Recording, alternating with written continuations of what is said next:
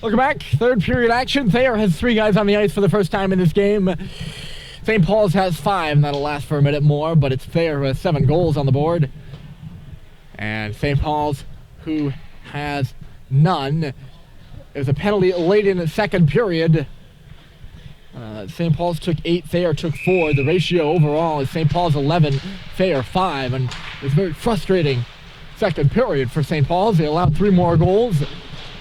Sasha Telegren, I'm sorry, has a hat trick. ST's got me.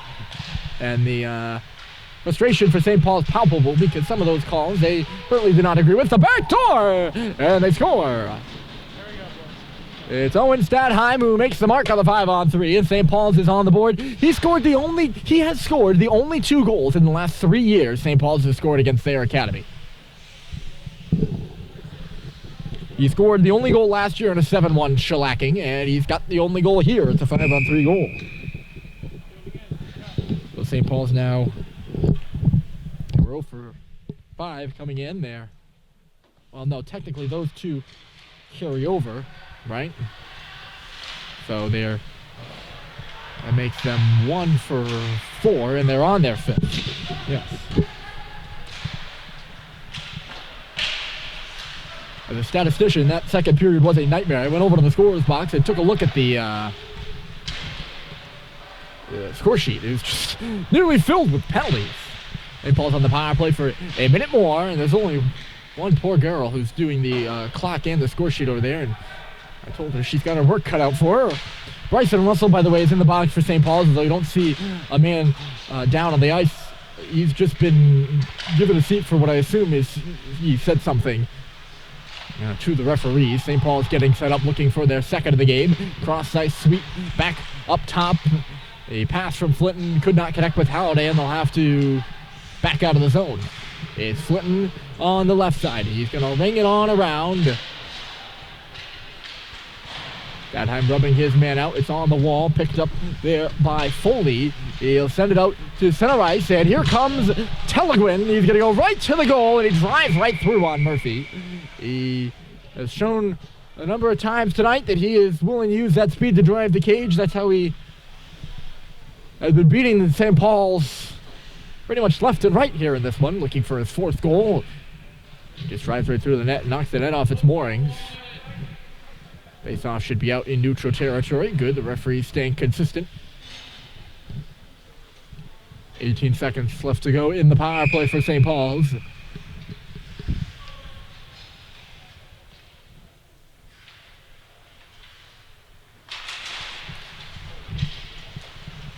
Going a clean draw win against Richard, and he gets hit but finds Studzinski. Studzinski gloved down there by Cox on his own blue line. He finds it in his skates, puts it up and ahead for Richard, coming in on the right side. Colin Richard taken to the corner there.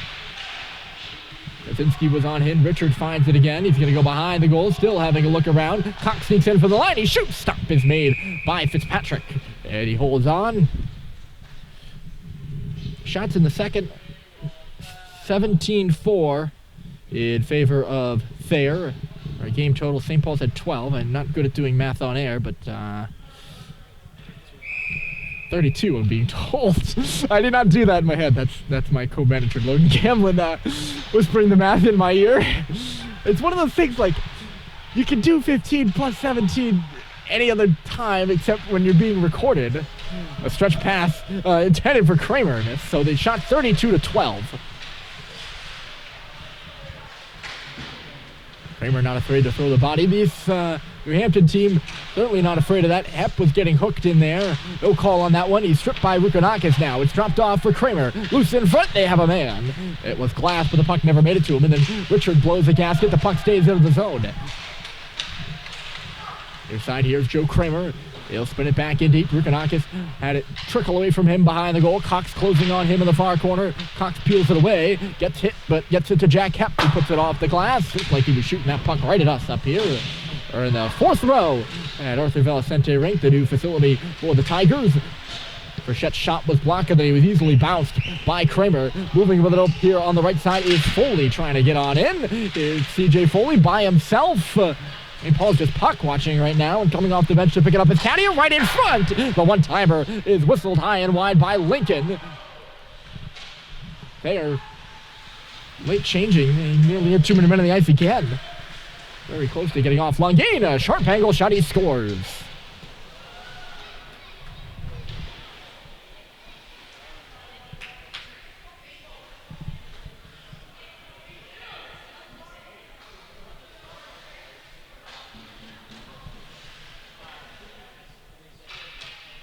It's Declan Longin. It's a sophomore out of Milton, Mass. The defenseman coming down that right side, sneaking it top shelf on Bryant. It's 8-1. Longin played at BC High last year. 6 goals and 17 points total. That's his 7th goal this season. Thayer coming back the other way. Seibold getting the lane there and blocking the centering pass from Chadia. It comes back to the line again on the drive, but Romaine just missed it. Chadia being roughed up behind the goal there by Mick Frechette. Romaine trying to dig it free. It's at the near post. That's where they battle. Seibold taken to the boards by Chadia. Seibold, by the way, he's back playing defense in place of Alex Levine, who was hurt blocking a shot in that second period. Here's Flinton trying to get the puck in. He lost it on the half wall. Shane Chadia now. Across the line, the Tigers are offside. So we have 13 minutes and 50 seconds left to kill in this period.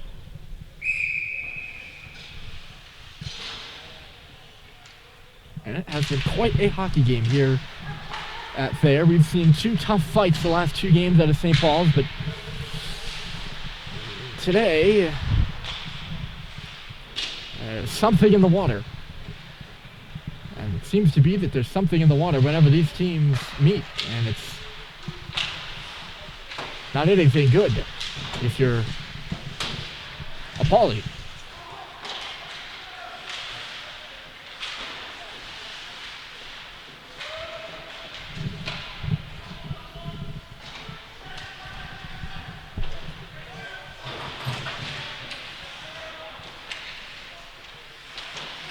Uh-oh, turnover behind the goal. It's sent in front, and nobody able to get a stick on it. In the vicinity there was Joe Bennett. Other way, here's Culver trying to pick the puck off his back skate. Could not. Brett Collins. He'll circle back with it. Sends it on around the near side. St. Paul's meeting it there. It's behind the goal again. Schubert couldn't pick it up. Pete Kramer, and then out to center. Moving with it there, and hit is Telegwin. Going right after him there is Mick Frechette. A good job of being aggressive by the freshman defenseman for St. Paul's. That's what you have to be with Telegwin, so it seems. It's Stenberg now by himself. He's looking for his 3rd goal of the game, too. He had 2 in the first period. I don't think he's scored since, but might not want to mark me on that.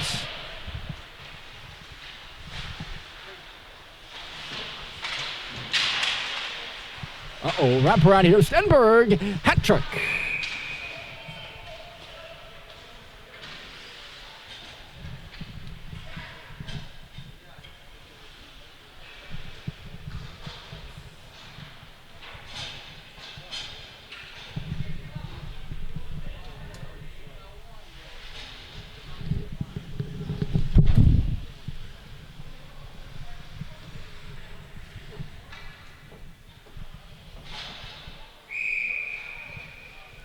Nine to 1 Thayer.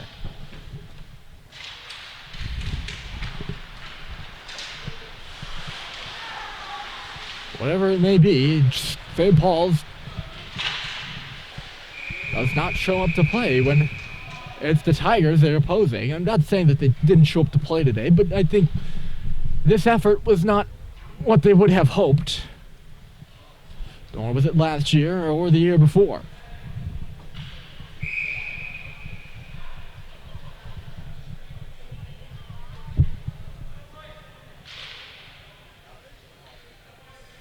And only one regular season game left. St. Paul's will play Holderness on Saturday, hoping to end things on a right note. This would be the 3rd consecutive loss for the Big Red.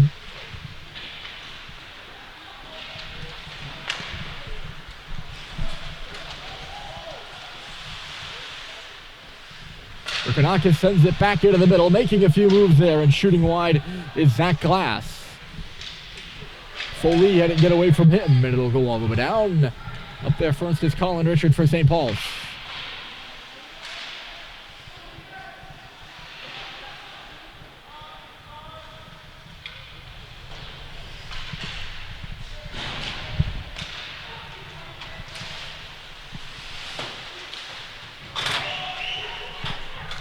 Oh, penalties here in the third.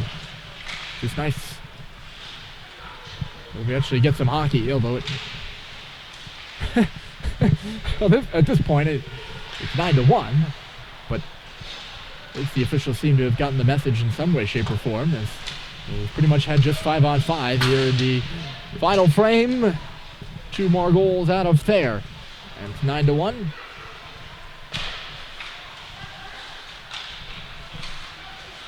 Cox is up at it nearly had his helmet come off on him. He still got the puck, puts it into a body there. It avoids a hard check from Sullivan that caused the Thayer bench to go oohing and eyeing. Here's the turnover. Malone in the middle. He cuts right side. Clayton Malone. And he blew a gasket and fell. And the puck just trickled to the corner. When they do seem to get something going, it just doesn't seem to be going right. Nice cut-in move here by Statheim. He shoots and he missed the goal.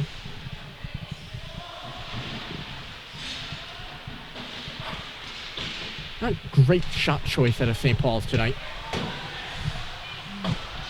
And I say that because you know full well going into there's an arm up somewhere, I'm sure. There's a lot of shouting going on right now, most of which I cannot repeat on air here. Thayer is engaging St. Paul's, and I mean, I don't think you can put it on St. Paul's for being frustrated. There is no penalty. I mean, St. Paul's is going to be frustrated no matter what. It's 9-1. I mean, they probably should. I'm not excusing them for saying what they're saying and being chippy because, you know, at the end of the day, class is important. But it's also important for the winning team to have some class too. And I think that will, I don't know if it'll be the challenge for both these two teams. I certainly hope it's not a challenge for these two teams for the next 9:40 of the game. But it'd be refreshing to just both teams put their best foot forward with some class here in the next 9.5. Forget what I was talking about. Before that whole score for Thayer, it's Joe Bennett. Forget what I was saying before that whole hullabaloo. Bennett buries his from the slot, the freshman out of Cohasset, Mass. Another guy who played on the team was an 8th grader last year. I think he was one of 3 8th graders on the team. Scored 2 goals last year. That's his 3rd of the season this year. St. Paul's only playing with 4D. It should be mentioned for pretty much the entire 3rd period here. With Russell in the box and Levine injured.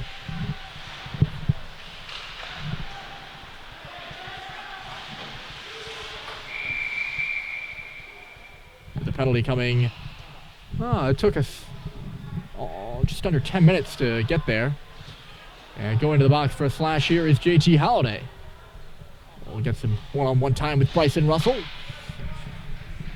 And Thayer heads to the man advantage.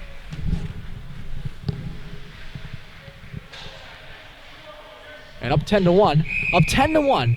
They have their top unit out there on the power play. Up 10-1. A similar situation as 2 years ago when the Tigers beat St. Paul's 12-0. They continue to roll those power play. So I guess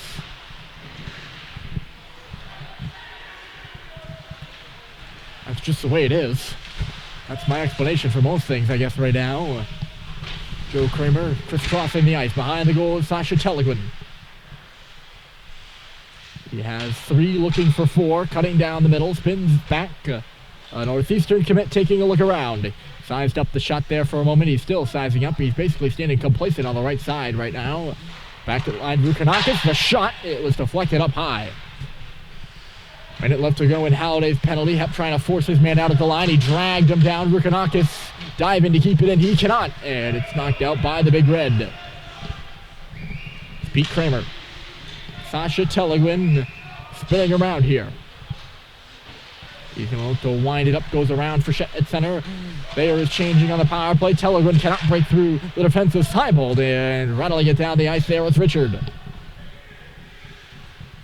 Fitzpatrick will just hold on to that puck with Frechette closing. Longain hands it off.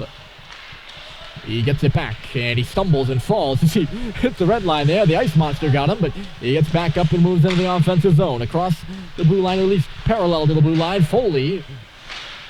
The pass intended for Glass, all tied up, and back out to center it comes. Frechette had a hack at it. Thayer moves into the zone, and here comes Montorio. Montorio tied up there by Seibold. Good work by Seibold. And he brings it around the boards himself and back out to center. He's played forward all year, but looking like a veteran D member. Smart player, number 18 in white, Sam Seibold.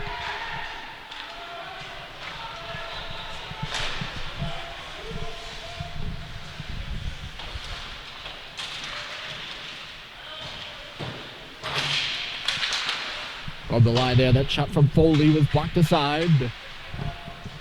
Mick Frechette takes it back. Back to 5-on-5, and it trickled through neutral ice right in on Gavin Fitzpatrick, whose name we haven't had to mention much. He's given me really no reason to talk about him.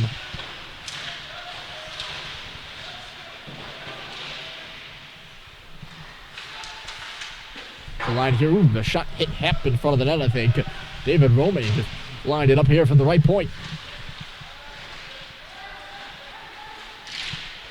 He's shuntled from behind there. He'll get up back on his feet and knock it out to center. 6 minutes left. It's 10-1 Thayer. There at Valicenti Rink. A quite different hockey game, but as much as things change, I guess the more they stay the same, because this has been the story between St. Paul's and Thayer the last 3 years. Of course, it was 7-1 last year and 12-0 the year before. We're about at the median right now. It's 10-1. Oh, they had a 2-on-0 down low, and the pass just didn't connect. Romaine lines up a drive from the line. That misses one out of the goal, and Stasinski forced to play it at center. Thayer was offside, so they will tag up. Both teams making changes here with 5:23 left to go.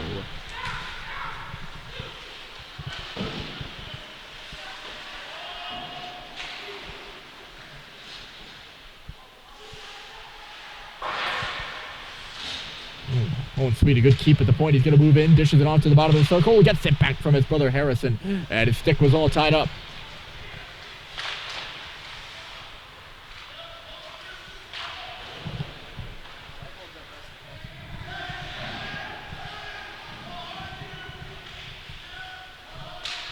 And Pauls has played really well defensively, I think, the last 2 games, but obviously 10 goals on the board here is not the best. It's just a shame, because it certainly seemed like they're starting to get their fill. A penalty upcoming here to St. Paul's. So the final 4.5 minutes left to go in this game will appropriately be spent on the power play for Thayer. And Russell gets the opportunity to step out of the box. So St. Paul's gets a 5th defenseman back. And they lose it as well. As Frechette will go to the box. So they get one back and they lose one. 4:20 the clock stops at. Thayer, they were 3 for 11 on the power play, 3 for 12. 3 for 12. They work it back door there and it just does not go. No, didn't they score a 5-on-3 goal? No. No, all 3 goals are... All their goals here in this period, I believe, are at even strength.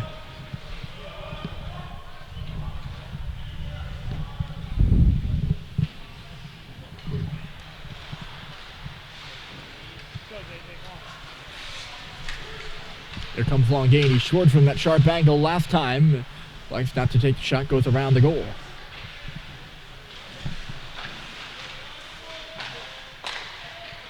Longain out high, the shot through traffic. It misses wide, comes off the boards, and Cox will put it the length of the ice. A minute left to go in the Frechette penalty. This one not good for the penalty minutes numbers for St. Paul's. That's for sure. Oh, that's the third time of the game where Thayer has just been one footstep away from too many men. And I actually think the previous two times they did have too many men. A blind eye turned by the officials, which has been a rarity in this contest.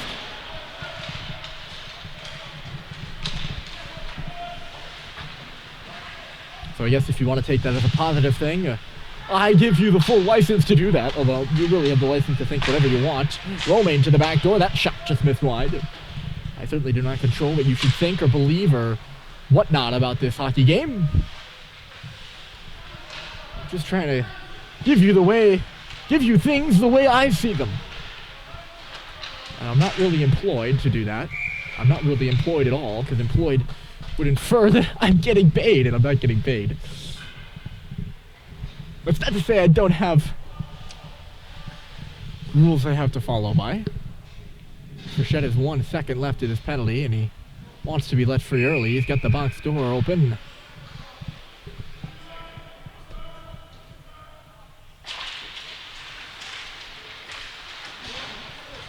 IFL officials today have gotten themselves involved.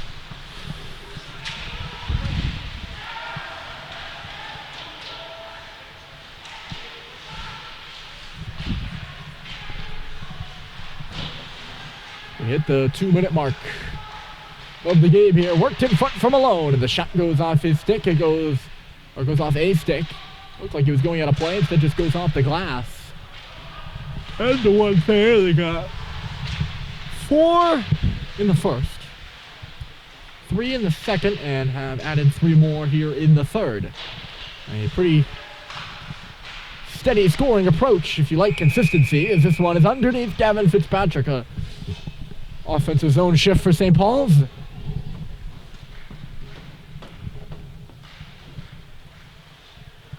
Thayer has been automatic. I think that's the best way to put it. They've been automatic this afternoon. And the vibrancy from St. Paul's to compete with that automation has just not been there. That half shot is blocked, and taking it the other way is Thayer. Standing him up there and turning it back is Hep.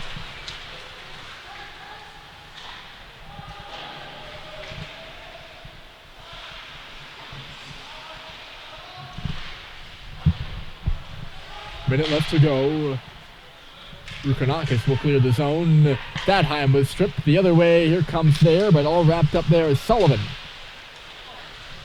That would have been a hold and a half in the second period, I'm sure, but the referees have buried their whistles here in the last minute, which is probably appropriate.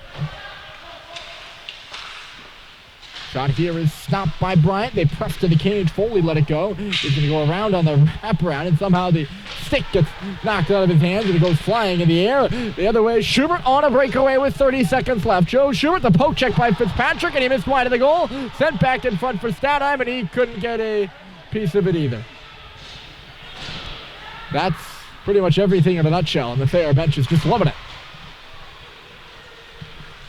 I would not want to be in that handshake line.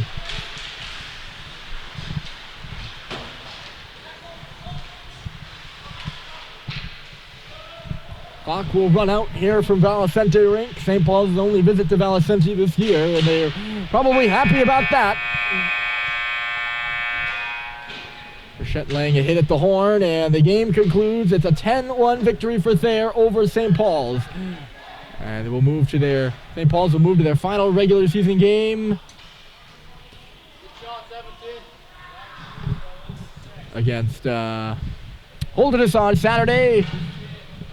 They'll play, Thayer will play Milton on Friday. 10-1, your final here. If you've hung with us to this point, thank you for doing so. My name's Ryan Murphy, signing off.